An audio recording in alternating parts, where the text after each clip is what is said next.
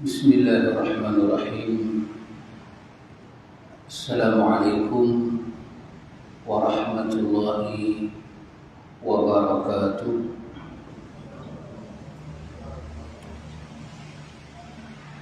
Alhamdulillahi rabbil alamin. Allahumma ati nafsi taqwaha wa zakkiha anta khairu man zakkaha anta waliyuha wa maulaha. Amin, Allahumma amin, amma ba'du.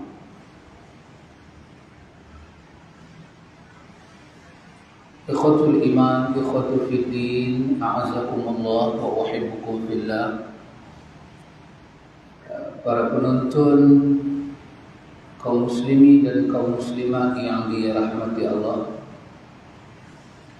alhamdulillah, summa alhamdulillah, ada lagi satu fursah yang sa'idah, peluang yang berbahagia daripada Allah kepada kita ikhwan, duduk dalam majlis ta'lim. Alhamdulillah ikhwan, satu daripada pakej yang datang sekali dengan Ramadan Al-Mubarak. Ada banyak pakej Ramadan bawa. Satu daripada pakej yang Ramadan bawa adalah Ramadan dikaitkan dengan zikrullah. Imam kita, Imam Ibn Qayyim Al-Jauziyah rahimahullah ta'ala menyebut bahawa dia kata zikir yang paling afdal, zikir yang paling tinggi adalah tilawatul Quran. Di Ramadan Allah gunakan perkataan syahrul Ramadan alladhi unzila fihi al-Quran. Ramadan, bulan yang padanya diturunkan Al-Quran. Dan Allah Subhanahu wa ta'ala dalam Al-Quran juga pada tempatnya lain, bila Allah nak sebut tentang Al-Quran, Allah guna perkataan inna nahnu nazzalna dzikra wa inna lahu lahafizun. Allah kata, sesungguhnya kamilah yang telah menurunkan az-zikra.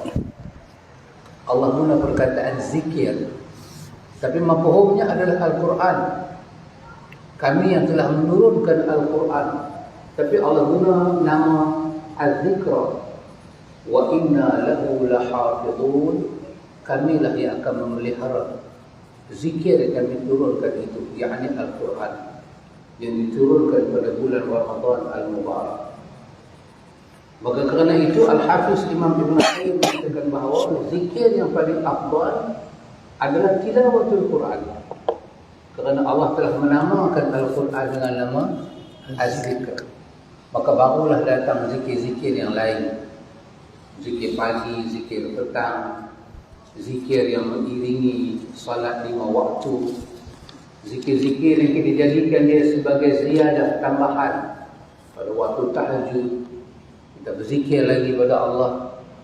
Tetapi kesemuanya itu duduk di bawah tilawatul Quran. Sehingga kan Al-Hafiz Imam kita, Imam Ibn Qayyim menyatakan bahawa sesiapa yang sibuk dengan baca Quran sehingga dia terlepas zikir-zikir ini, maka dia tetap mendapat fadilat sebesar-besar zikir. Itulah kerana Quran itu adalah kalam Allah. Dan pembacaan tasbih, tahmid, takbir, tahlil, hatta dalam bentuk berdoa sekalipun sangat sempurna di dalam Al-Quran. Namun ikhwan, pertunjuk yang ditinggalkan oleh kekasih kita, kekasih Allah Muhammad bin Abdullah salawatullah wa salamuhu alaihi, dia tetap berzikir kepada Allah walaupun Quran diturunkan kepada dia. Dia tetap baca zikir pagi, zikir petang, zikir-zikir selepas daripada salat 5 waktu, zikir yang baginda pilih dalam salat, tetap baginda baca walaupun Quran diturunkan kepada baginda. Itulah perkataan Aisyah radhiyallahu anha dalam riwayat Muslim. Aisyah menggunakan satu perkataan, kata Aisyah, kana Rasulullah sallallahu alaihi wasallam yadhkurullah fi kulli hayatihi. Aisyah kata adalah Rasulullah, dia sentiasa mengingati Allah, zikrullah, dalam sepanjang hayat dia. Dalam sepanjang hayat Nabi penuh dengan zikrullah. Ikhwan, kerana pakej Ramadan itu adalah zikir, di dalamnya ada seafdal-afdal zikir, seutama-utama zikir, maka eloklah kita bagi sedikit penjelasan tentang makna zikir. Zikr ataupun zikir, kalau kita baca secara solo, dia tak memberi makna apa-apa yang istimewa. Zikir, al-zikru, kita kata zikrul Nabi, bila satu orang itu mengingati sesuatu, zikrul syai', dia ingat sesuatu, maka dia boleh ingat apa sahaja. Ingatan kita pada sesuatu, sebutan kita kepada sesuatu, itu adalah zikir secara lughatan, bahasa. Jadi apa saja kita ingat. Mungkin seorang suami ingat pada isteri dia, sebut nama isteri dia, isteri pun begitu. Kawan ingat nama kawan di hati dia, lepas tu sebut nama kawan di mulut dia, itu adalah zikir. Maka zikir dengan makna bahasa, ingat sesuatu. Maka tak ada apa-apalah apa istimewanya. Tetapi dari segi istilah itu, apabila zikir, zikrullah, dia baru jadi istimewa. Sebab yang kita ingat itu adalah Allah. Maka pasal itu lazim akan dalam hidup kita ni sebut zikrullah. Penuhkan ayat itu. Ayyuhallazina amanu dzkurullaha dzikran katsira wa sabbihuhu bukratan wa asila.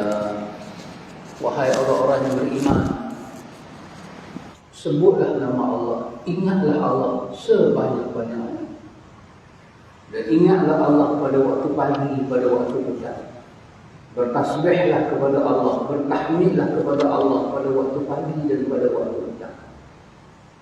Maka bila kita kata zikir dengan makna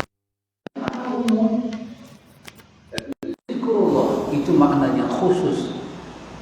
Itulah makna yang kita katakan, itulah yang menjadi pakej Ramadan.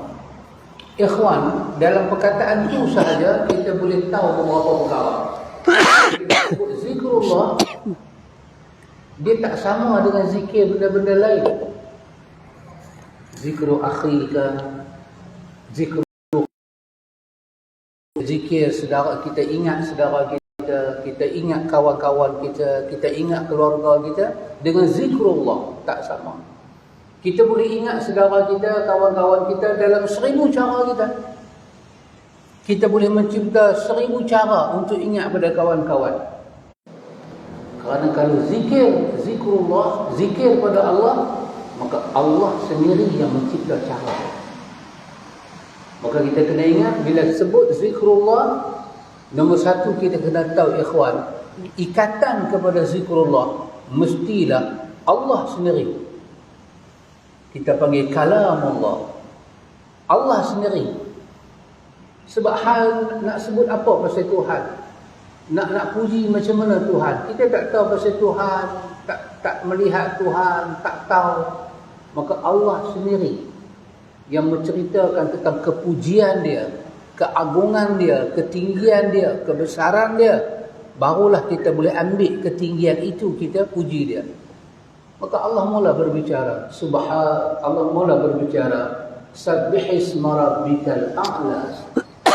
Maka Allah letakkan zikir itu. Bertasbihlah kamu pada Allah.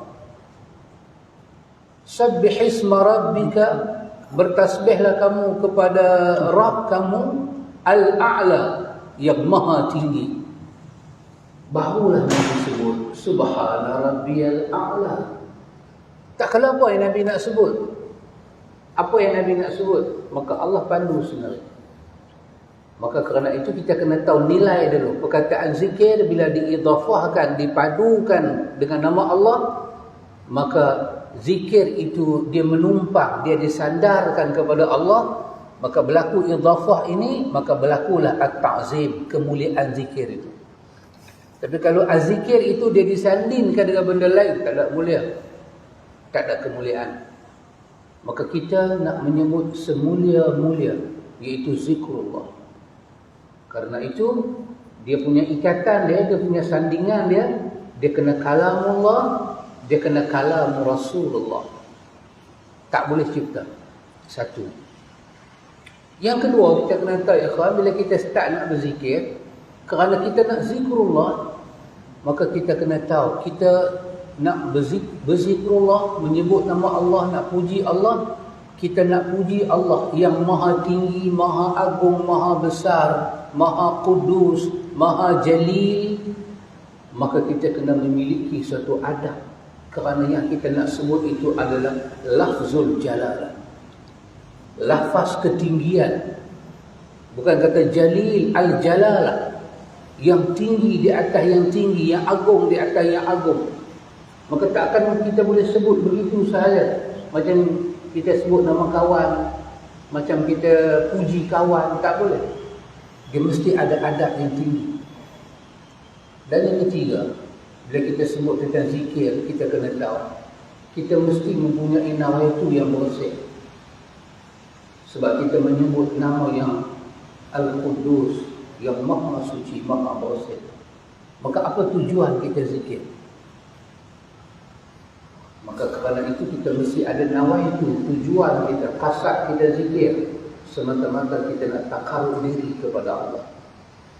Maka kalau itu kita tahu dulu ikhwan, maka barulah kita boleh meletakkan tempat zikir itu tak mana, kaedah zikir macam mana, benda yang nak dijadikan zikir itu apa. Kerana perjalanan niat dalam zikir, dia menentukan hala zikir kita nak pergi ke mana. Maka bila kita tahu semua ini, barulah kita tahu peradaban kita nak sebut. Kita nak sebut. Saya katakan sebagai satu contoh. Contohlah. Kalau kita zikir kepada Allah, kita zikir dalam keadaan lupa diri. Macam bila satu orang tu duduk zikir-zikir, satu orang lain pula kena tepuk belakang dia, nak kata istighfar, istighfar, sampai dia lupa diri. Zikir apa sampai lupa diri ni, sampai orang kena kata kat dia istighfar.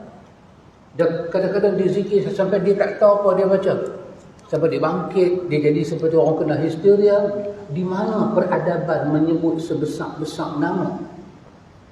Kerana bila kita sebut sebesar-besar nama, langsung tak langsung kita akan rasa betapa rendahnya nama kita, hinanya kedudukan kita, dan kita nak menyebut seagung-agung nama, bagaimana tingkah laku kita.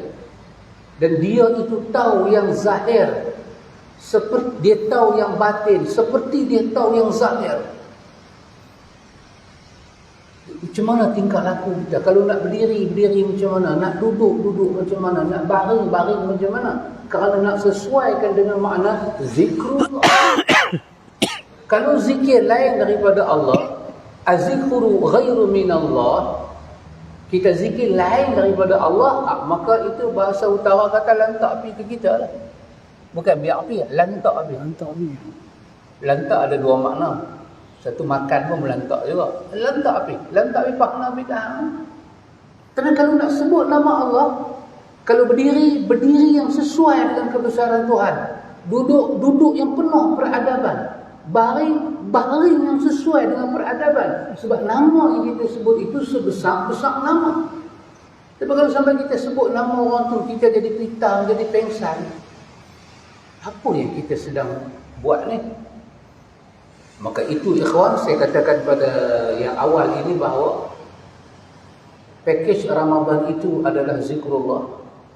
Maka Nabi lah orang yang paling banyak mengingati Allah.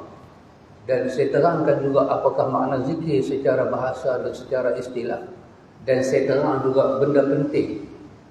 Bila kita sebut zikir, apa yang kita kena faham. Supaya barulah kita boleh masuk pada perbincangan yang berikutnya. Maka dengan itu majlis dengan segala hormatnya mempersilakan mursyid kita Al-Fadhil Ustaz Al-Nasa'ad untuk kupah ini. dalamnya apakah makna zikrullah itu. Allahumma ati nafsi taqwaha wa zakkiha anta khairan man zakkaha anta waliha wa maulaha. Alhamdulillah, pertama kita syukur kepada Allah dengan limpah kurnianya kita dapat bersama untuk di dalam majlis ta'alim. Alhamdulillah. Kita bersama dengan tuan guru kita Al-Fadhil Ustaz Alim bin Hassan, yang mana Al-Fadhil tuan guru kita hari ini pakai baju coklat. Baju coklat dia sangat menarik. Jarang Ustaz pakai baju coklat. Jadi bila kena cahaya coklat tu dia jadi orang kata apa, terserlah. Alhamdulillah. Ada tadi Al-Fadhil tuan guru kita telah berkongsi kepada kita tentang makna zikir dari segi bahasa dan istilah. Ya tu, setiap benda yang dikaitkan dengan Allah, benda tu pasti akan jadi mulia. Benda tu pasti akan jadi mulia sebab dia dikaitkan dengan Allah Rabbul Jalil. Baitullah, rumah Allah. Masajid Allah. Innama ya'muru masajid Allah. Amana billah wal yawmil akhir. Dikaitkan masjid dengan rumah Allah. Dikaitkan dengan Allah, jadi mulia itu. Jadi setiap benda tu yang dikaitkan dengan Allah pasti dia ada nilai. Sebab tu Rasulullah juga diidhafakan kepada Allah. Rasul yang kita nak ikut ni diidhafakan kepada Allah. Makna dia apabila satu orang tu dia boleh berzikir tanpa mendapat tuntunan daripada Nabi, tunjuk ajar daripada Nabi. Jadi apa zikir yang dia guna tu sehingga dia berani berzikir tanpa mengikut tuntunan daripada Nabi? Itu tak dinamakan zikiran tu. Itu dinamakan ciptaan sendiri. Anda tengok satu hari, kata Abu Hurairah, satu hari kami dengan Nabi berjalan. Kata Abu Hurairah, anna Rasulullah SAW marra ala jabal. Satu hari kami dengan Nabi lalu ke satu jalan. Satu bukit. Marra ala jabalin, satu gunung, jabal. Yukhala lahu Jumdan. Nabi dia kata bukit tu, gunung tu nama dia Gunung Jumdan. Dalam hadis sebut Gunung Jumdan. Faqala siru hadzal Jumdan. Nabi kata, jom cepat-cepat kita jalan daripada Gunung Jumdan ni. Kita tinggalkan, cepat-cepat jalan. Kita jalan laju-laju, Nabi kata. Kemudian tiba-tiba Nabi ada sebut satu benda yang tak nak kena-mengena pun dengan gunung tu. Nabi kata, qad sabaqal mufarridun. Sabaqa telah mendahului. Nabi kata telah mendahului lah kita al-mufarridun. Nabi cakap satu benda bahasa Arab tu. Bahasa Arab, sahabat tak faham. Nabi kata sabaqal mufarridun, telah mendahului lah orang-orang al-mufarridun. Qalu, anda tengok sahabat orang Arab, dia tak faham. Pasal wahyu Tuhan ni tu kena diberi penjelasan. Dan orang yang boleh beri penjelasan adalah Rasulullah. Sahabat kata, qalu wa manil mufarridun. Siapa dia orang mufarridun? Siapa dia orang dia Rasulullah? Mesti ada satu golongan yang disebut mufarridun. Siapa dia mufarridun ni? Ya Rasulullah. Qala az-zakiruna Allah katsira waz-zakirat. Orang-orang laki-laki dan wanita yang banyak zikir, ingat Allah. Oh, dahsyat. Makna dia, dalam kehidupan kita, kalau tidak ada zikir kepada Allah, seperti Al-Fadhil kata, Quran termasuk zikir, majlis ta'lim termasuk zikir. Maka orang-orang yang mendahului kita, orang yang mana? Orang yang banyak duduk majlis ta'lim, banyak baca Quran. Ini semua dipanggil al-mufarridun. Jadi Nabi kata telah mendahului kita mufarridun. Jadi kita tu tak boleh dalam kehidupan kita tak ada satu hari masa nak baca Quran. Tak boleh. Kalau tak baca Quran, kita tak dipanggil mufarridun. Kita ketinggalan tu. Orang yang tak ada kehidupan dia satu hari tak baca Quran, daripada awal dia bangun tidur tuan-tuan, dia tak baca Quran, dia tak tengok Quran, dia telah menjadi orang yang mana ketinggalan. Orang ni dah sampai dah mufarridun, Nabi kata dah sampai dah. Dia pun ni dah dahulu kita dah. Tengok. Kita bangun tidur Quran. Antum boleh bayang tak? Dalam hadis duk cerita, hadis Muslim ni duk cerita tentang bagaimana ada golongan-golongan manusia ni, umat Nabi ni yang telah mendahului kita antum. Dalam bab apa? Dalam bab zikrullah. Antum boleh bayang tak kalau satu orang dia tak boleh baca Quran? Allah tu. Dia tak boleh baca Quran. Antum kena pastikan dalam keluarga kita tak boleh ada seorang pun anak kita ataupun isteri kita yang tak boleh baca Quran. Kena pastikan tu. Benda ni adalah benda yang paling penting daripada segala benda yang ada tu.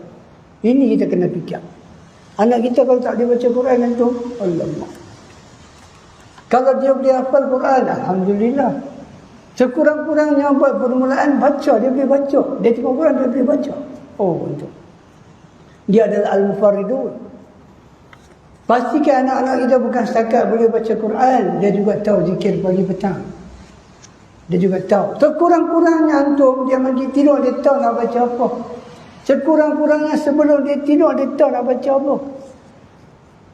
Dia nak tidur, dia tahu apa doa tidur. Tu antum kena tanya. Anda tak ada biar. Anak-anak kita kena panggil, kita kena tanya. Doa tidur Nabi ajak apa? Bangun tidur Nabi ajak doa apa? Masuk tandas Nabi ajak doa apa? Keluar tandas Nabi ajak doa apa? Kita nak anak kita menjadi al-mufarridun yang telah mendahului orang lain. Dalam bab ni anak kita ketinggalan. Mungkin dalam bab pelajaran dia ada nombor 1. Dia ada nombor 1. Mungkin dalam bab pelajaran dia sentiasa dapat tingkat 1. Dia dapat tempat pertama. Ya tu. Itu para ulama kita kata apa? Itu satu pencapaian. Itu belum kejayaan. Saya ulang, itu baru pencapaian. Kejayaan bila dia dapat jadikan kehidupan dia dalam muka dunia ni semuanya penuh dengan apa dia? Zikir-zikir yang sabit daripada Nabi. Belajar tinggi bangun tidur tak tahu baca doa apa. Belajar tinggi nak tidur tak tahu baca doa apa. Apa yang Nabi baca ketika Nabi bangun dari tidur sebelum Nabi nak solat malam? Tak tahu. Apa Nabi buat? Tak tahu. Ini masalah tu.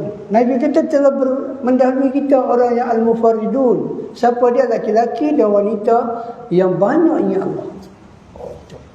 Alhamdulillah antum kita datang. Ini satu lagi majlis zikir. Majlis zikir ni memberi peringatan tentang Quran dan hadis. Dalam majlis ni kita akan dapat ilmu. Kita akan tahu kelebihan zikir. Dan laki dan wanita kena jadi al-mufarridun. Bukan laki saja. Laki-laki dan wanita kena jadi al-mufarridun. Hadis itu adalah hadis riwayat Imam Muslim.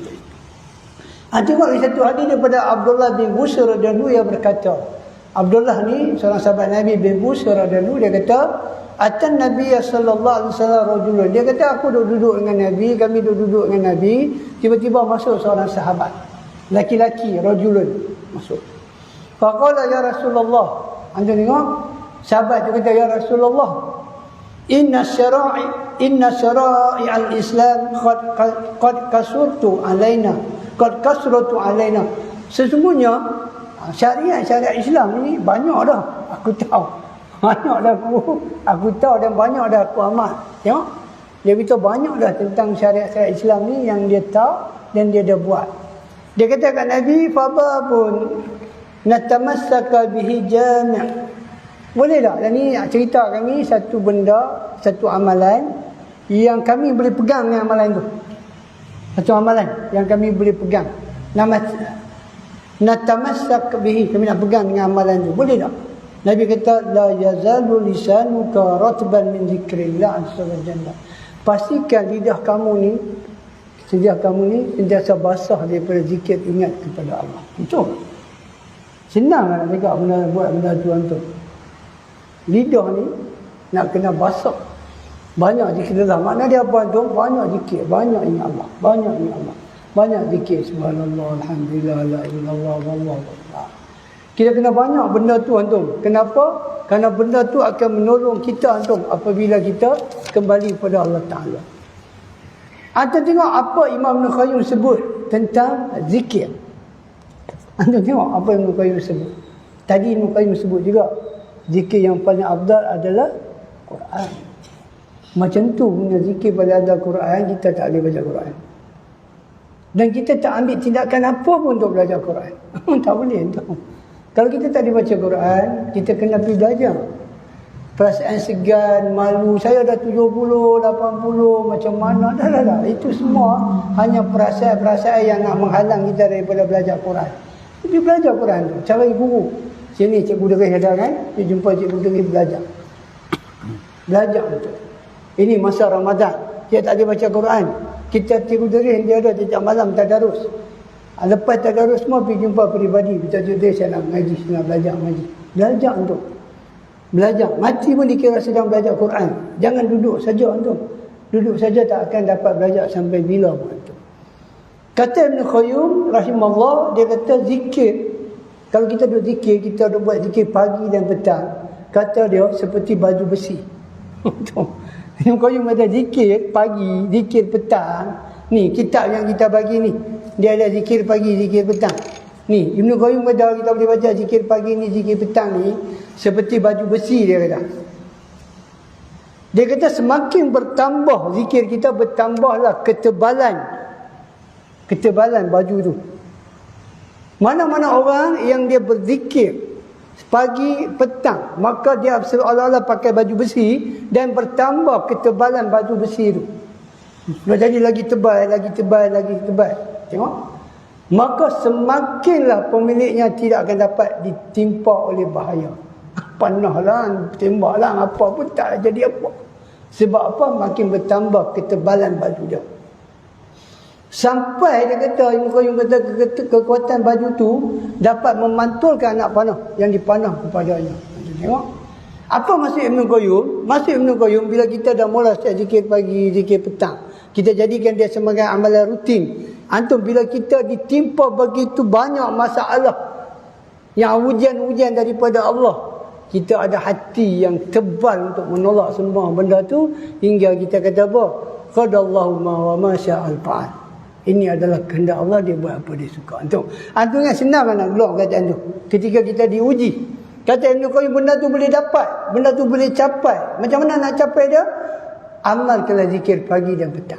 Dengan kita amal zikir pagi dan petang, kekuatan hati kita akan bertambah. Macam mana bertambah kekuatan hati? Bagaimana bertambah keterikatan kita dengan Tuhan? Seperti baju besi yang sentiasa bertambah ketebalan dia, sehingga anak panah tak boleh tembus patah balik itu.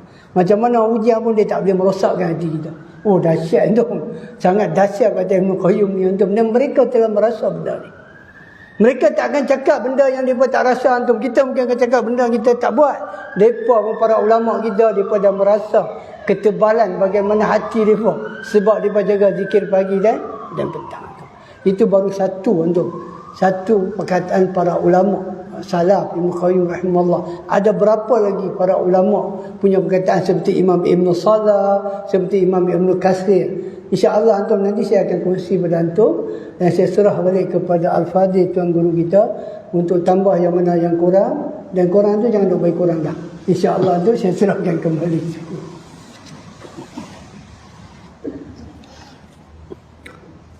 Alhamdulillah ikhwan. Kita dengar penerangan daripada mursyid kita Ustaz Lana Sa'ad. Ustaz Nan ni Allah bagi kelebihan, dia pandai buat ibrah. Dia pandai buat, bukan pandai buat cerita, pandai buat ibrah. Dia pandai menyusun kata-kata tu, dia pandai susun. Ikhwatul iman, a'azakumullah. Tentulah satu benda yang kita sepakati, kita terima bahawa apa sahajanya Allah Ta'ala sajikan kepada kita, benda itu mesti memiliki kelebihan yang besar, cukup besar dan amat besar. Kalau Imam Al-Ghazali Hujatul Islam dalam buku dia Bidayatul Hidayah, dia menyebut satu bab dalam Bidayatul Hidayah, bab tentang jalan kita menuju Allah Ta'ala ni dibahagi pada dua. Satu, agama ni dia jenis melaksanakan perintah. Yang kedua, bahagian agama yang kedua jenis menjauhi larangan. Kedua-dua ini sama ada kita disuruh melaksanakan perintah, menjauhi larangan. Kedua-dua ni, kata Hujatul Islam, memiliki manfaat dunia dan akhirat untuk kita. Belum ada satu benda yang Allah perintah kepada kita yang tak ada manfaat duniawi ataupun ukhrawi. Tak ada. Dan belum ada benda yang Allah larang kita buat yang benda itu ada manfaat pada kita. Melainkan larangan itu membawa manfaat dalam bentuk kita terjauh daripada ribu-ribu mudarat. Mesti ada. Allah kata wala taqrabuz zina, jangan hampir zina. Kenapa? Kerana innahu kana fahishatan wa sa'a sabila.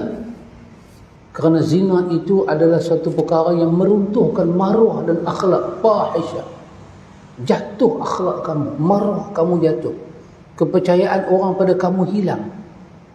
Dan untuk hidup, bila tak ada maruah, bila hidup tak ada kepercayaan, bila hidup tidak ada kemuliaan nasab, orang tak boleh hidup. Orang akan jadi tertekan.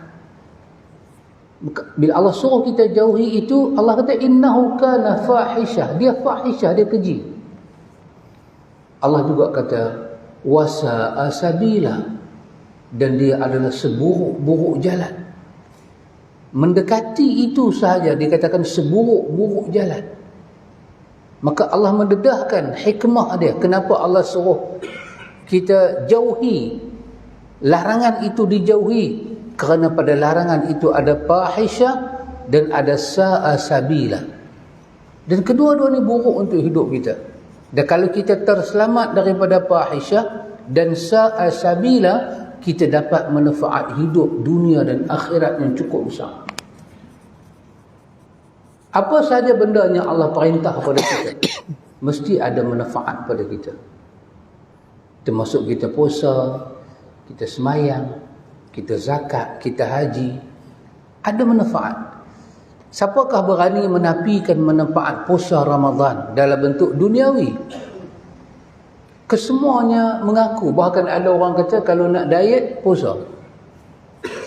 Maka ada orang diet 16 jam tak makan, tambah 20 jam tak makan, minum air aja, hidup dengan minum air, makan tak. Bahkan ada orang 48 jam tak makan kerana nak diet. Di puasa, manusia dapat dua, kesihatan duniawi dan manusia mendapat fadilat akhirat yang begitu dahsyat. Artinya satu benda kita setuju bahawa kesemua perintah Allah kepada kita dalam bentuk melaksanakan perintah, dan kesemua larangan yang Allah beri pada kita, kesemuanya ada manfaat pada kita. Maka termasuk satu daripada anjuran dalam agama ini apa dia? Zikrullah. Mesti ada manfaat. Dia tak boleh tak ada manfaat. Kerana Allah itu an-nafi', dia sumber pemberi manfaat. Dia yang bagi manfaat pada kita. Maka kekasih kita ikhwan, kekasih Allah Muhammad bin Abdullah salawatullah wassalamuhu menyebut, Abu Musa Asy'ari cerita balik apa Nabi sebut dalam riwayat Bukhari. Nabi kata mathalul ladzi yazkuru rabbahu walladzi la yazkuru rabbahu mathalul hayyi wal mayyiti. Tengok, Nabi kata suatu perumpamaan terhadap suatu jalan hidup. Satu orang dia mengingati Tuhan dia, zikrullah. Satu orang pula memilih la yazkuru rabbahu, dia tak mau zikrullah, dia tak zikrullah. Allah kata dua orang ni sama macam mana? Nabi sebut sama macam mana? Mathalul hayyi wal mayyiti. Mereka ini sama macam mana al-hayy al-mayyiti, yang hidup dengan yang mati. Al-hayy yang hidup, al-mayyit yang mati. Ini dalam bentuk tamsil, satu misal, satu contoh. Apa yang ada pada orang hidup, apa yang ada pada orang mati. Orang hidup ni ikhwan, di antara sifat orang hidup, dia akan ambil semua benda yang dia percaya dan dia yakin manfaat itu akan balik, benefit itu akan pulang pada dia. Itu sifat orang hidup. Sifat orang mati apa dia? Kita letak sebesar-besar manfaat depan dia, dia nak capai tak boleh. Letaklah apa benda paling manfaat untuk kita ni. Kita hidup, kata kebetulan kita lapar, orang letak kepada kita ayam golek, bukan ayam tergolek, ayam golek. Kita lapar, kita capai manfaat tu, kita makan, dan kita tahu dengan kita makan kita dapat manfaat, kita tak tanggung mudarat, perut tak sakit, angin tak masuk. Tapi cuba letak ayam sesedap tu depan orang mati, dia tak boleh capai. Kerana sifat orang hidup, dia akan mengambil manfaat, menghindari mudarat. Sifat orang mati, tidak boleh mengambil manfaat dan tak boleh menafikan mudarat. Itu sifat mayat. Maka Nabi kata, bila kita hidup, jangan ambil sifat mati, sifat mayat. Kerana kita, zikir ini ada 1,000 kah, 2,000 kah, 3,000 kah, beribu-ribu kita kata manfaat yang ada. Kalau kita jadi orang sampai tak ambil langsung manfaat zikir, maka kita dihukum sebagai orang yang mengambil sifat orang mati. Apa makna hisnu? Hisnu benteng. Dia orang pakai baju besi itu, di dalam benteng dia ada benda yang protect dia. Anak panah ke, tombak ke, semua kena di baju, jatuh ke bawah, tak akan kena isi dia. Hisnu muslim, dikatakan suatu benda yang membentengi muslim. Kita perlu hisnu. Tapi sekarang yang kita benteng itu bukan baju besi, tapi yang membenteng kita adalah zikrullah, ingatan kita pada Allah. Suatu benteng yang tak terbayang kepada kita, kekuatan, keistimewaan, keagungan, nikmatnya Allah bagi dalam zikrullah ini. Dia menjadi hisnu li kulli muslim, benteng bagi tiap-tiap muslim. Tapi yang tak mengambil zikrullah ni, jadi bagaimana? Jadi macam mayat. Apa yang ada pada dia nak benteng? Kalau jatuh benda daripada atas kena ke hidung dia, kena. Sila azan. Kita azan dulu.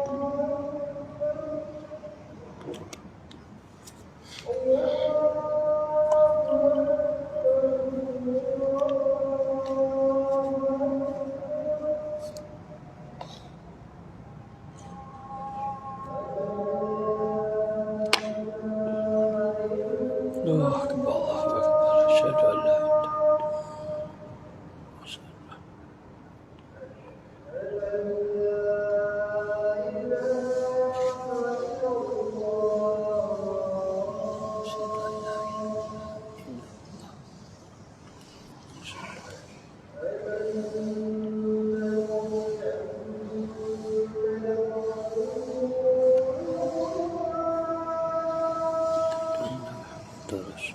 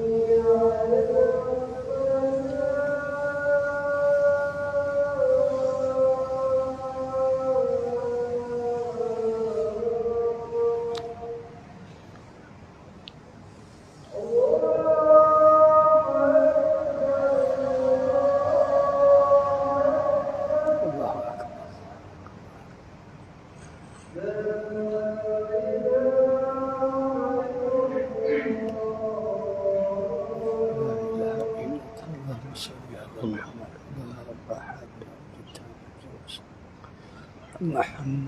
رسول الله وقم الحمد التي أعوذ بالله رب الإسلام دين حمد السلام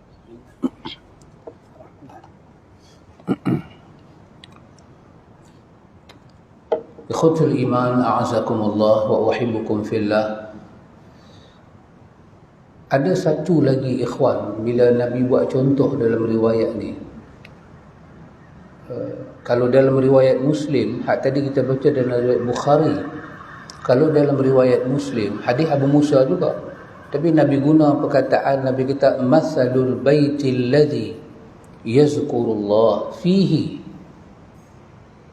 wal baitil ladzi la yazkurullah fihi masalul hayy wal maiti. Nabi kata perumpamaan sebuah rumah yang di dalamnya mengingati Allah dengan sebuah rumah yang di dalamnya tidak mengingati Allah, sama Nabi kata macam mana yang hidup dengan yang mati. Ikhwan, satu daripada yang ada kepada orang mati ni pada ikhwan, mayat kita biar lama-lama fitrah dia busuk, yang tu tak dapat lari. Mayat tu kalau kita biar lama, kalau dia tak busuk pun, orang hidup tak tahu nak buat apa dengan dia. Apa manfaat mayat duduk atas muka bumi? Manfaat mayat duduk atas muka bumi, tak ada manfaat. Jadi busuk lah. Tak ada tempat. Rumah mayat pun berapa hari dia bagi duduk dalam peti air tu. Lama ke lama, sampai 10 hari, bertukar jadi sebulan, bertukar jadi setahun. Bolehlah kalau ada kes kucing hitam lalu. Kucing hitam langkah. Macam dalam ilmu teluh. Cerita tu betul ke tak betul, dah jadi cerita nombor 13. Yang hakikatnya ialah mayat itu serem. Takut. Fenomena dia, bau dia busuk, seram.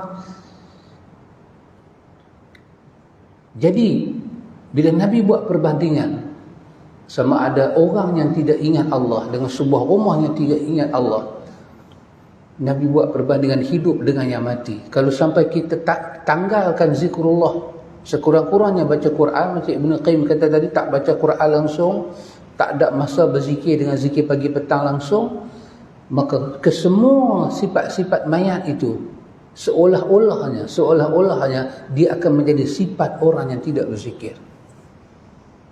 Dia akan jadi hilang manfaat lidah dia, fikiran dia, tindak tanduk dia. Dia akan menyeramkan hidup dia. Apa yang akan masuk dalam hati dia. Itu bila mayat biar lama, bila kata dia busuk, ulat boleh keluar daripada badan dia. Ulat boleh keluar. Benda yang paling tak ada manfaat boleh keluar. Dan itu menakutkan. Kalau dalam hati manusia tak dibubuh zikrullah, apakah agak-agak makhluk-makhluk yang akan merosakkan hati dia akan keluar. Dan bila makhluk tu keluar di hati, makhluk tu akan duduk di mulut dia. Apakah ucapan yang dia boleh sebut, yang dia boleh kata, yang Quran kata qad badatil baghdha min afwahihim, yang kamu dengar keluar daripada mulut depa Muhammad, kamu dah tak tahan. Wa ma tukhfi sudur akbar, tapi Muhammad, yang ada dalam hati mereka lagi dahsyat daripada apa yang mereka sebut, lebih akbar. Qad bayyanallahu lakumul ayat, Allah kata Allah dah terang dah kepada kamu ayat-ayat Allah. Ambil perhatian. Jadi kerana itu ikhwan, kita balik kepada sebesar-besar manfaat zikir ni apa dia? Sebesar-besar manfaat zikir dia menjadi dawaul qalb atau syifaul qalb. Dia menjadi ubat ataupun penawar pada hati.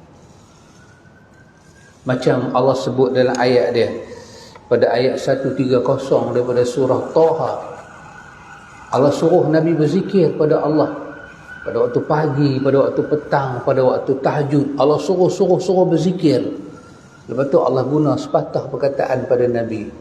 Allah kata, moga-moga dengan zikir ini Muhammad la'allaka tarda.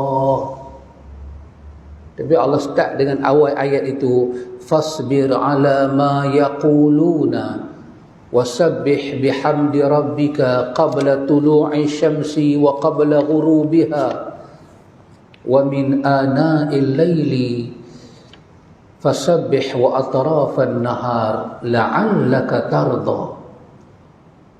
Kaitan dia pertama sekali Allah kata Muhammad fasbir ala ma yaquluna. Sabar apa dia kata? Ini adalah suatu fitrah pada hidup.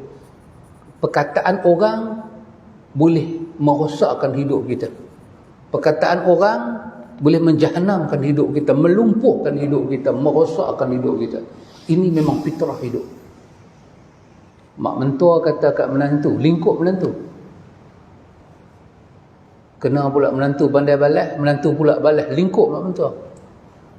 Ipak kata pada ipak dua yang lain, rosak rumah tangga orang. Perkataan ini dia adalah senjata yang boleh bagi rosak orang.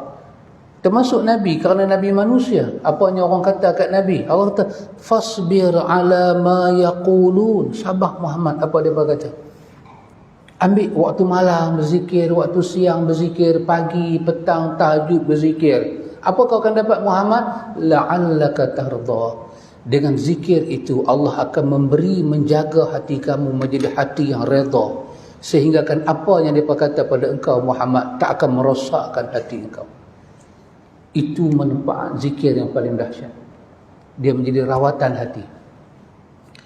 Tempat kerja, cara tempat kerja lah orang kata dengan kita. Kita pergi tak mana-mana, ada saja benda-benda yang orang akan cakap. Macam-macam benda orang akan cakap. Fitnah ada fitnah, mengumpat ada mengumpat, namimah ada namimah. Kesemuanya ada bahagian dia. Tapi zikrullah itu Allah kata la'allaka tarda. Sama macam dalam Al-Ra'du, Allah guna perkataan ala bi zikrillahi tatma'innul qulub. Zikir itu akan mencipta kedamaian hati, ketenteraman hati. Zikir itu akan menjadikan hati tatma'in, bergelora. Jadikan hati manusia itu tak tentu arah, ya muqallibal qulub, sentiasa berbolak-balik sifat hati, berbolak sana berbolak sini. Kata Hujatul Islam ketika dia bahas bab zikir, dia kata satu daripada fitrah hati, dia kata annal qulub, hati ni dia kata in alzama bi zikrillah, kalau kamu asuh dia dengan berzikir kepada Allah banyak mana pun, dia tak akan hilang fitrah hati. Sifat asal hati tak akan hilang. Apa dia? Yang qalibu, sifat dia akan bolak-balik. Walaupun kita asuh dia dengan zikir. Bayang kalau tak asuh. Satu benda yang ada pada hati ni, walaupun kita asuh dia dengan zikir, satu benda tak akan hilang. Apa dia? Dia akan tertarik dan tercenderung dengan semua syahwat yang ada dalam dunia. Ya. Tak kalau tak lahirlah ulama su'. Ulama su' dipanggil ulama dunia. Ulama dunia bukan ulama jahat, minum arak ke, ada perempuan sipanan ke, tak. Ulama su' ni, ulama jahat ni, ulama dunia ni siapa dia? Menjual agama untuk mendapat habuan dalam dunia. Kenapa? Kerana hati dia berbolak-balik kesenangan, hukum hakam seperti ahli kitab buat.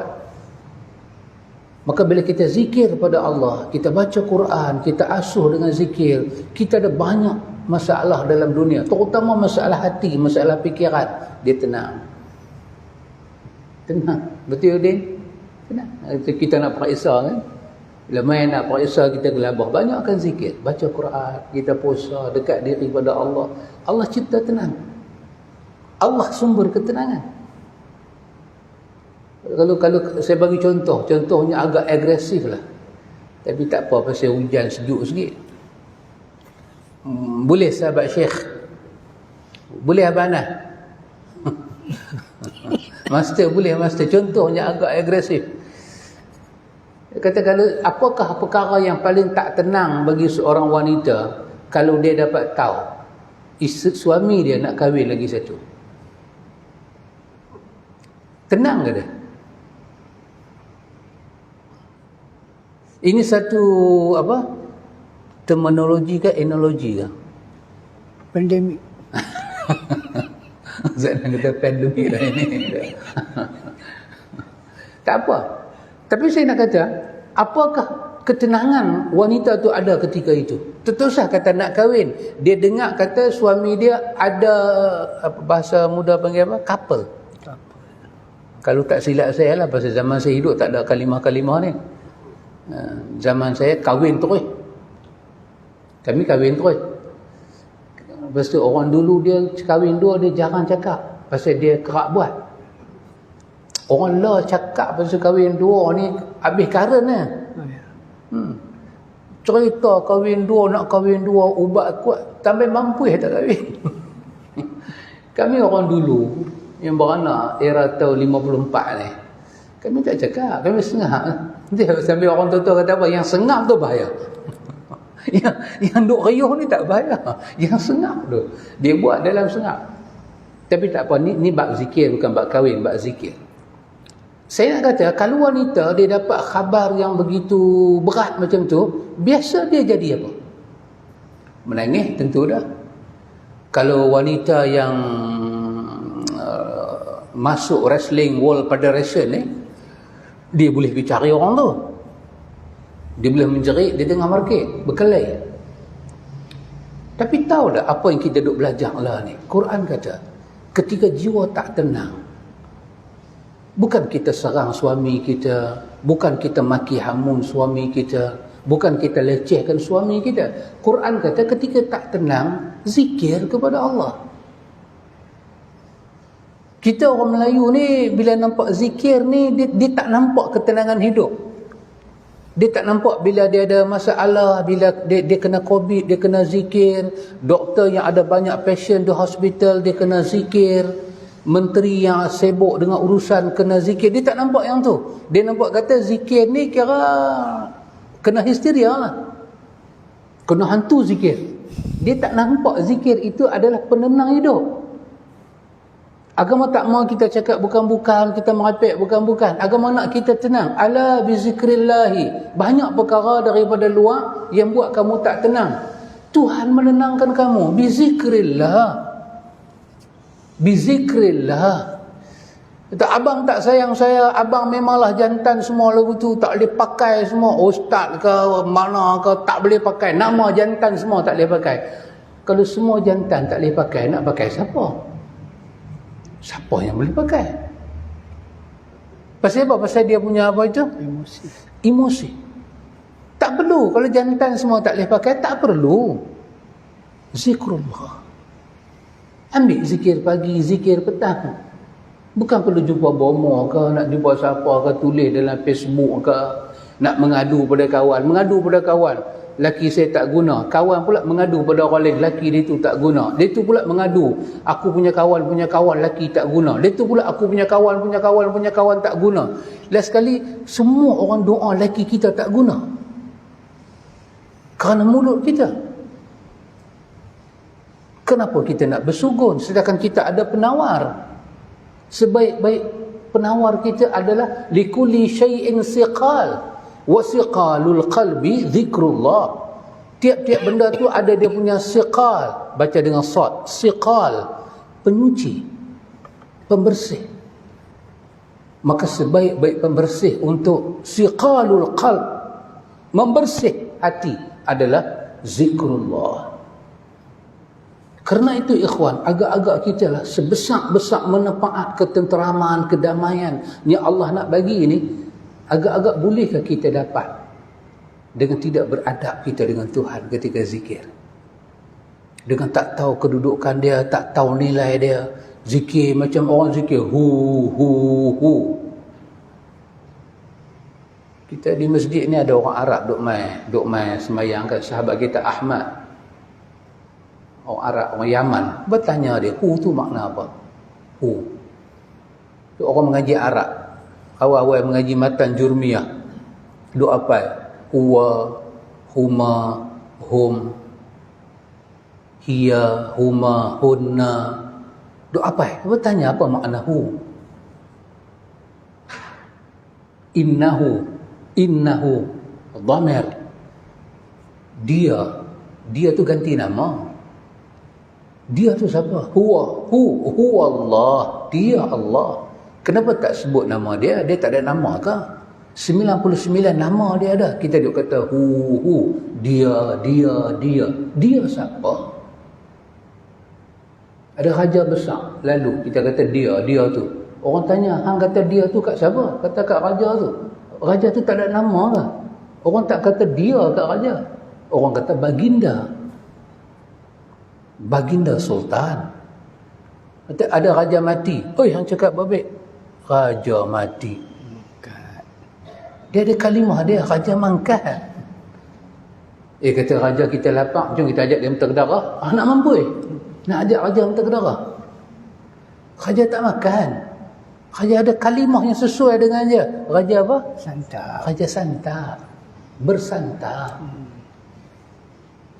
Tiba-tiba dengan Tuhan kita kata dia. Dia apa?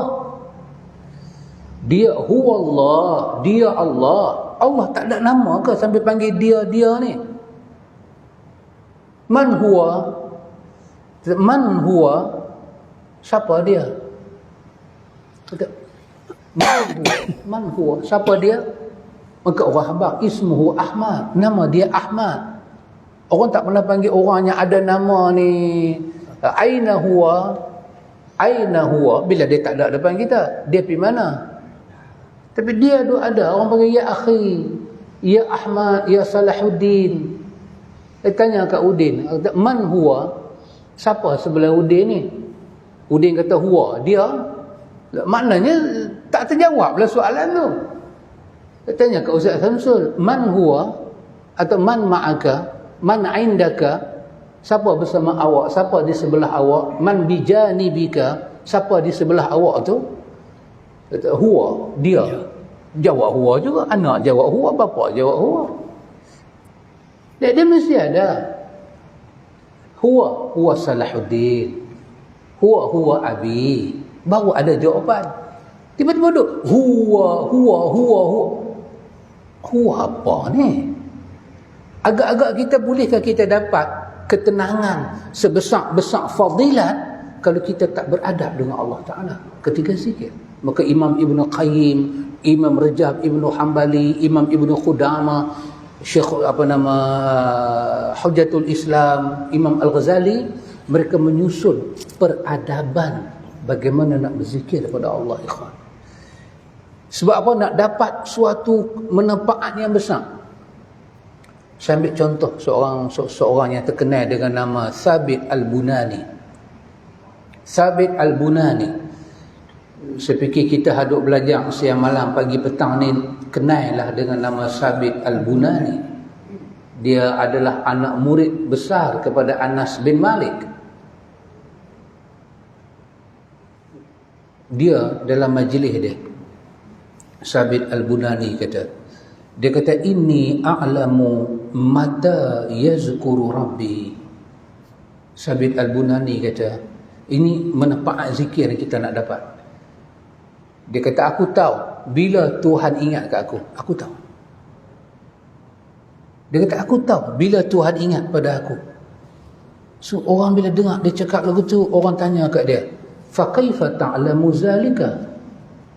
Macam mana hang tahu? Dia kata pada depa, dia kata, idza zakartuhu zakarani. Faqala ta'ala fazkuruni azkurkum. Dia kata, bila aku ingat saja dekat dia, dia pasti ingat pada aku. Kerana Allah telah berfirman dalam surah Al-Baqarah, fazkuruni, maka kamu semua ingatlah pada aku, kata Allah. Azkurkum, aku ingat pada kamu. Kamu tahu tak apakah yang menyebabkan hati kamu jadi tenang bila kamu zikir? Kamu rasa sebesar-besar masalah itu kamu boleh tanggung, kamu boleh hadapi. Kamu rasa sangat dunia begitu kecil, akhirat begitu besar. Kamu rasa sungguh keindahan takdir Tuhan untuk kamu. Kamu dapat hasil daripada kamu berzikir, hati yang apa dia? La'allaka tarda, hati yang redha dengan kehidupan ini. Bukan hati yang memberontak, hati yang redha. Kamu tahu tak kenapa zikir itu memberi manfaat itu pada kamu? Sabit Al-Bunani jawab. Dia kata kerana ayat ini. Kerana ayat. Bukan soal kamu ingat pada Allah. Tapi kamu dapat ketenangan itu apabila Allah yang ingat pada kamu. Subhanallah ikhwan. Di saat kita ingat pada Allah belum ada keistimewaan. Tapi apabila Allah membalas kita, ketika itulah kita rasa kedamaian. Allah letak hati orang yang dia ingat itu di semulia-mulia tempat. Damai, tenang. Pasal itu ikhwan, bolehkah kita berzikir pada Allah ni dan kita terlupa adab kalau kita nak dapat sebesar-besar kurnia? Abdullah bin Abbas kata, ada 2 ayat di dalam Al-Quran yang menyebut tentang kedahsyatan zikir ini. Satu dalam surah Al-Baqarah, ayat yang tadi Sabit Al-Bunani baca, fazkuruni azkurkum. Itu sebesar-besar kenikmatan apa dia? Allah sebut kamu. Allah sebut, bukan isu kamu sebut Allah. Allah tak akan balas sebutan kita kalau kita baca lain daripada nama dia. Kita baca Fatihah kan, ingat tak Nabi sebut? Nabi kata Allah bahagikan salah, yakni Fatihah kepada 2 bahagian, antara aku dan hamba aku. Bila hamba baca Alhamdulillahi Rabbil Alamin, Allah jawab. Allah jawab. Bila Allah jawab, bila hamba baca Alhamdulillahi Rabbil Alamin, cuba kita baca lain daripada Alhamdulillah, Tuhan jawab tak? Dia tak jawab. Sebab itu bukan ayat dia. Kalau kita sebut nama dia, dia jawab. Tapi kalau kita sebut bukan nama dia, dia tak jawab. Hu bukan nama Allah. 99 nama Allah. Hu bukan nama, hu ganti nama, dhamir. Dia bukan nama. Macam mana kita harap kita dapat manfaat zikir kalau kita sebut itu bukan nama Allah? Bukan nama Allah, bukan. Bila kau sebut nama Allah, fazkuruni, kamu ingat pada aku, kamu sebut nama aku. Azkurkum, aku ingat kamu. Sama macam Abdullah bin Abbas, macam mana Sabit Al-Bunani sebut, sebesar-besar nikmat Allah ingat kita. Yang kedua dia kata, Allah sebut dalam surah Al-Ankabut, Allah kata wala zikrullahi akbar wallahu ya'lamu ma tasna'un. Allah kata wala zikrullahi akbar, dan yang paling besarnya ialah zikrullah, zikir pada Allah yang paling besar. Ibnu Abbas kata dengan adanya ayat ini menunjukkan bahawa Allah telah meletakkan zikir di satu tempat yang cukup besar. Wallahu ya'lamu ma tasna'un. Allah mensyariatkan zikir ini kerana Allah tahu tingkah laku hidup kamu. Maka zikir telah duduk seafdal dalam senarai ibadat. Dan zikir yang menjadi kemuncak adalah tilawatul Quran. Kemudian turunlah zikir-zikirnya lain. Karena itu ikhwan, satu bab juga kita kena bahas nanti, apakah adab kita berzikir. Saya tak fikir sebesar kurnia ini akan dapat dengan begitu percuma. Jadi kita kerja government ke kerja swasta, nak dapat pekerja terbaik itu, nak sampai pada tu. Masuk kerja pukul 8, main 8 suku. Agak-agak boleh dapat akan menegak, akan melentang. Ni boleh terlentang. Macam saya nak ceritakan, main kerja pakai kain pelekat. Kerja government, kerja mispol, pi potong rumput. Pi potong rumput kat airport. Pakai kain pelekat. Pakai kain pelekat. Dia ingat duduk di rumah. Berapa lama orang boleh bertahan kerja dengan dia? Pasal tak ada adab, tak ada etika kerja. Kita sebut nama Allah, kita sebut nama Allah, dan kadang kita lupa diri. Kita boleh dapat ke kelebihan ini? Maka dengan tidak membuang masa majlis, menyerahkan penggulungan kita kepada Tuan Guru kita Ustaz Adnan Saad untuk merumuskan ada soalan. Ada dua soalan. Soalan yang pertama daripada Ummu Nazir. Dia kata, Ustaz, boleh tak kita berzikir sambil buat kerja lain? Maksud kerja lain tu bukanlah menari. Dia kata, tak lah, bukan menari. Ada kerja lain lah. Mungkin potong ikan ke, masuk sayur ke. Ataupun bila kita nak zikir tu, kita kena duduk diam dan fokus. Itu soalan Ummu Nazir. Wallahu ta'ala alam. Allah Ta'ala maha mengetahui. Kepada sahabat yang bertanya, sahabat Ummu Nazir, semoga diberkati oleh Allah, diberi ilmu pengetahuan oleh Allah. Ikhwan, saya mengambil perkataan seorang yang terkenal yang disebut, perkataan ini di dalam kitab At-Tibyan oleh Imam Nawawi. Seorang yang terkenal dengan nama Abu Maisarah. Dia kata, la yuzkarullah illa fi makanin tayyib. Terjemahan dia kata, jangan kita ingat Allah, melainkan pastikan makan tayyib, tempat dan suasana kita ingat Allah itu cukup baik, yang dia masuk dengan ketinggian nama Allah. Jangan ada suasana buruk, suasana busuk, suasana cemar. Sehingga kan Imam Nawawi kata dalam At-Tibyan, kita buang angin. Kita buang angin. Daripada angin perut keluar kan. Kita sengit badan kita, angin duk keluar. Jangan sebut nama Allah. Kerana suasana itu cemar dan busuk. Nama Allah indah dan tinggi. Jangan sebut nama Allah. Tak sesuai. Subhanallah. Imam Malik pula kata apa masa belahak? Jangan sebut nama Allah. Habiskan belahak. Kita baca Quran. Kita baca Quran, tiba-tiba angin keluar. Angin keluar. Kita baru duk baca ayat Allah. Tabarakallazi biyadihil mulku. Angin keluar.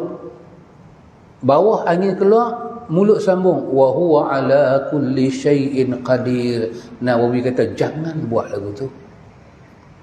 Kerana itu adalah bukan makanun tayyib.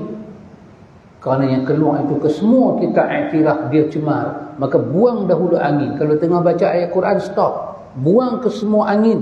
Barulah buat keputusan. Nak baca terus ke, nak ambil uduk lain ke. Kalau tengah pesan ikan. Sebelum pesan ikan, agama ajak kepada kita sunnah bismillah. Tengah pesan ikan. Ikan yang kita pesiang tu ada dah berkeluar bau. Pesiang ayam, ada dah berkeluar bau. Bau tu kita setuju kata bau ikan hanyak. Bahasa kita hanyak ikan, hanyak ayam. Kita setujukah dia termasuk bau yang wangi, ataupun bau yang busuk, ataupun bau yang cemar? Cemar ni benda yang orang tak suka. Iktiraf tu dulu. Oh, saya kalau bau ayam ni macam bau kasturi. Zikirlah. Kerana kalau kita confirm itu cemar, jangan sebut nama Allah di tempat yang cemar. Cukup bismillah tadi. Dan tumpu buat kerja sampai habis. Dan cuci tangan. Cari tempat bersih. Baru kita sebut nama Allah. Itu nama dia nilai, ikhwan. Nilai. Itu siapa kata? Nawawi sebut dalam At-Tibyan. Dia nakal perkataan Abu Maisarah, mutaqaddim sebelum daripada An-Nawawi. Subhanallah, ikhwan. Carilah tempat yang elok. Kedudukan kita elok. Kadang orang ni dia nak perhabis baca Quran sampai dia jalan tu Ustaz Nan, dia terbuang angin. Pop mulut duk baca subhanallah. Kesian ikhwan. Mengharapkan fadilat yang besar tapi tempat tak kena. Jadi kita sebelum masuk tandas, Allahumma inni a'udzubika minal khubusi wal khaba'ith. Masuk tandas tak baca apa dah. Terlupa baca doa, masuk tandas tak baca apa dah. Sebab tempat itu tak sesuai. Ketinggian nama Allah, kemuliaan nama Allah jangan disebut di situ. Haram. Tak ada ulama yang kata haram mutlak. Tapi kesemua ini duduk di bawah bab adab. Adab yang tinggi. Keluar daripada tandas baru kata ghufranaka. Wallahu ta'ala a'lam. Soalan yang kedua, Ustaz, betulkah bila orang sembahyang atas kerusi ni, dia tak boleh duduk, dia kena berdiri, lepas tu dia rokok, lepas tu dia sujud, masa nak duduk antara dua sujud baru dia boleh duduk? Benarkah begitu? Kalau tidak, batalkah solat dia? Nak jawab pula? Masih jawab. Masih tanya. Outside sikit lah. Outside sikit lah. Tajuk keluar tajuk. Yang tajuk keluar ni tak jawab pun tak apa. Tapi kalau tak jawab, orang bertanya. Kalau jawab, dia bukan tajuk kita. Jadi jawablah. Nak jawab kau Ustaz Samsul hak tajuk-tajuk luar ni? Ada juga tajuk luar yang tanya pilihan raya di Johor tu sah ke tak? Itu jawab ke tak? Yang dia kalau jawab memang kena cukup. Soalan dia, Ustaz nak kata tadi soalan datang tentang orang sembahyang duduk. Dia uzur. Kemudian adakah dia kena berdiri tang duduk antara dua sujud baru dia duduk walaupun dia uzur? Daripada awal dia berdiri, rokok pun dia berdiri, rokok pun berdiri, iktidal pun berdiri, sujud dulu, sujud ke tanah, sujud ke tanah, betul, baru boleh duduk untuk baru boleh duduk atas kursi ya. Kalau tidak batal. Kalau tidak batal sembahyang dia. Wallahu ta'ala a'lam. Allah Ta'ala maha mengetahui. Kalau dia berdiri, kemudian dia boleh rokok dalam keadaan berdiri, kemudian dia boleh i'tidal dalam keadaan berdiri, dan dia boleh sujud pertama daripada berdiri, dia boleh turun sujud, maka tak timbul lah isu kursi. Ambil kursi tu lembak bang lah. Dia dah boleh buat. Jadi kenapa dia letak kursi di belakang? Tak perlu. Ini macam kelakar tu tak? Kelakar. Ustaz lah suka kata kelakar. Orang Penang kata buat lawak minta kau tu, mangkak minta kau tu. Kursi itu diletak di belakang kerana begini, kerana al-qiyamu ma'al qudrah. Itu dalam teks yang dipakai dalam majmu'. Al-qiyamu ma'al qudrah, orang kena wajib berdiri. Kerana Quran kata waqumu lillahi qanitin, sembahyang ni wajib berdiri, kecuali sembahyang sunat boleh pilih nak berdiri nak duduk terpulang. Nabi benarkan. Tapi sembahyang fardu rukun sembahyang adalah qiyam, dan qiyam itu syarat dia ma'al qudrah, disertakan dengan kemampuan. Apabila qudrah ni hilang, bermakna tuntutan berdiri itu juga hilang. Berdiri boleh tak berdiri? Saya boleh berdiri, tapi tak lama, tak sampai seminit saya pernit.